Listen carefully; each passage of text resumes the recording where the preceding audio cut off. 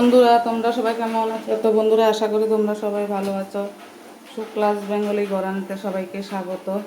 বন্ধুরা আজকে আমি আরেকটা রেসিপি নিয়ে এসেছি। আজকে আমি মসুর ডাল আর টমেটো দিয়ে টক ডাল।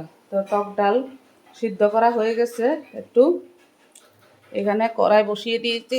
কড়াইতে শুকনো লঙ্কা দিয়ে দিলাম আর তেলটাও দিয়ে দিলাম। আর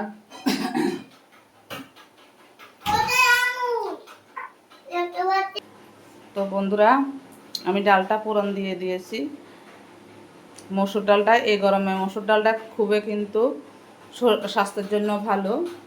আর উচ্ছে আলু ভাজা থাকবে তার সঙ্গে, গরম গরম ভাত খাওয়া হয়ে যাবে। তো বন্ধুরা ডালটা রান্না করেছি টমেটো দিয়ে মসুর ডাল। কেমন লাগলো? ভালো লাগলে like share comment subscribe notification করে দেবে।